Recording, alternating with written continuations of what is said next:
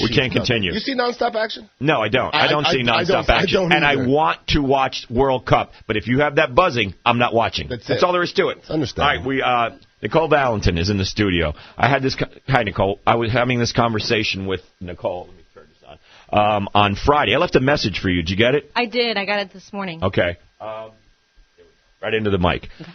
I want to talk about your hiking because Ian is curious about going on this hike in Peru. Who? You and I. I'm not going. Ron and Ian live from Peru. Hello. Does that I'll sound go to good? Peru. I like Peru. All right. Well, I'll hike and you just hang out. And you know what I'll do? Yes. As you guys are getting off on the hike, I'll be in the hammock. All right. Sleeping. Waving to y'all. And then we'll tell you how great the hike was. I want to drink with an umbrella. We'll get it for you. Oh, thank you. All right. No hiking. Nicole, you're in great shape. I was saying, did you as a high school or college student play sports? Because you're very toned, and you did, right? Yeah, I used to run. And you used to run up hills, train like a football player? No, I wouldn't say like a football player, but it was crazy Puerto Rican training, yeah. Puerto Rican training running up hills. Yep. Was it cross country you ran?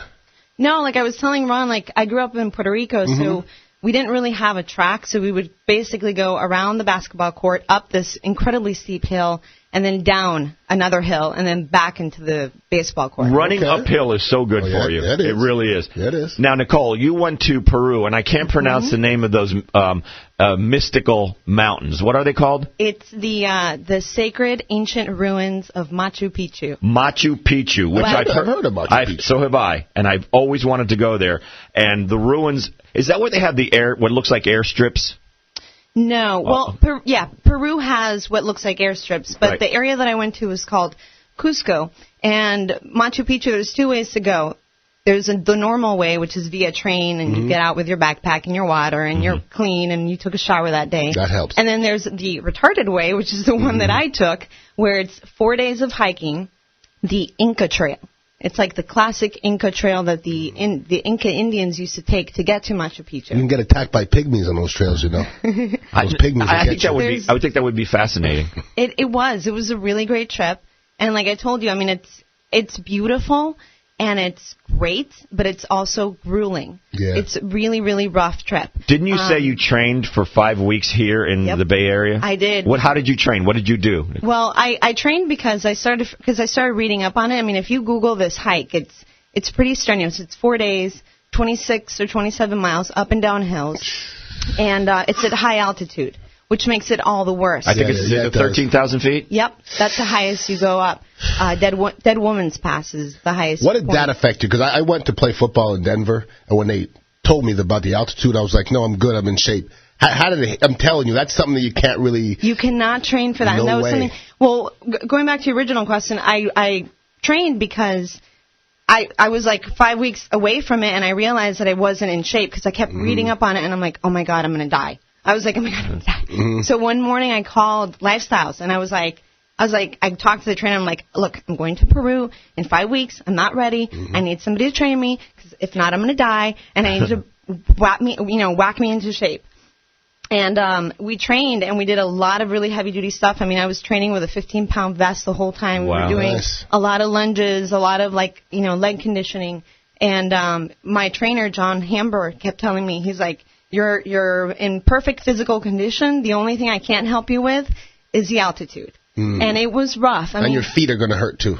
Yeah, but that's the least of your problems. The problem with the altitude is that you're walking, and then suddenly you feel like you can't breathe. Like you're out of breath. And your heart is racing. Do your lungs burn? No. No, you just have trouble breathing. But the scary part is you having, we would always, I would take a break every several steps to literally let my heart rate get back to normal and my breathing to regulate it. How did the other people, what age were the other people and how did they fare? Everybody was in their late 20s, early 30s.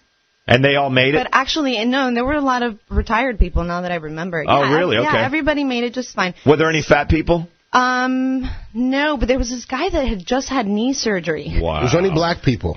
Not in my group. No. Not in any group. There were no fat black people. Definitely not. Definitely not. You could totally make it. I bumped into a professional rugby player on the trip. Okay. When I saw him, he was like, this guy was humongous. He was like a monster. And he was actually carrying, weight in his To make it arms harder? and on his back. Yeah, and he was like, when I remember passing him, he was sitting down on a rock and he was like. And I said, wow, it really makes me feel good to see you hyperventilated. Yep. He's like, I'm a professional rugby player from Australia. Now, do you think the training you did here, were you ready for Peru? I was. You know, it's funny because everybody at the end of, like, when we got to camp, there was a lot of people saying, oh, my back hurts, my leg hurt, blah, blah. I was exhausted, but none of my body parts hurt. Like, That's great. I was just good. It was just getting over the mental like block of just realizing that you're walking. How did you put it when I was talking to you on Friday, that you got past yourself or something? It breaks you. It breaks you. That's what you said. It humbles you and it breaks you because it's 4 days. You're not taking a shower. That's the part I find difficult. You know, is there no toilet paper? On vacation, you want to be humbled? Bring your own. Is there room service? No. Is there massages? No. Okay, that's going to be difficult. Is that what you want on your vacation, is to be humbled? Yes, it is. I don't want to be humbled. I'm going to do it. I'm going to do it. Now, you also said you had somebody who puts together these trips. Yes. It's actually, I went through the Tampa Adventure Group. And his name is David, and it's not for profit. It's literally this guy that loves adventure, and he likes to put together fun stuff. And he coordinates all these adventure trips. We should get him in. We should Scott get him in. Statham, our IT guy, he's getting ready to go to Colombia. They're going to be hiking in the jungle and sleeping in hammocks for like that I don't want to do because you know why? days. Because it's the rainforest. It's wet. You're going to have rot foot, whatever it's called. And there's gorillas there. And there's bugs. And they're mean. I want to do the Peru thing though. That was hot and dry, right? The weather is really crazy. Anywhere you go at high altitude, the weather's very wacky. This one day, I remember I overheated. Like, I literally overheated. Like, I had to stop and put, throw water on myself. And then not even 30 minutes had passed, and it got really, really cold, and then hail started coming out of the sky. Wow. Hail? Yeah, it's like desert, temperature, and then freezing, and then hail, and then rain. Nicole, did you feel spiritual at any time during this hike? I felt like I was going to die at certain points of the hike. Is that spiritual? And that makes you see the light? Did you see a light? Did you see a light at the end of the tunnel or anything like that? See, I don't want to see a light in my vacation. I kept hoping for the light. I kept walking and hoping that at the next turn I would be at base camp, and then I realized that there was like a gazillion more steps ahead of me, and I was like, okay, maybe at the end of these steps. And then when I finally got to like the bottom of it or the top of it, whatever point I was at, I would turn the corner and again more stairs, and I'm like, you got to be kidding me! Stairs? It's really stairs or it's steps? Yes, like it's steps. Nature or it's rocks. There's nothing. There's no flat terrain. There's no like every step you're like nothing is man-made. No, this is like for real. Like you're hiking for real. Machu Picchu. Mm-hmm. All right, David is the guy from Tampa Adventure Sports. Can you invite him in? We would love to interview him. It's a nonprofit. Absolutely. Will we have him booked for a week from Friday? Beautiful. Really? Nice job, Justin. Always on top of things.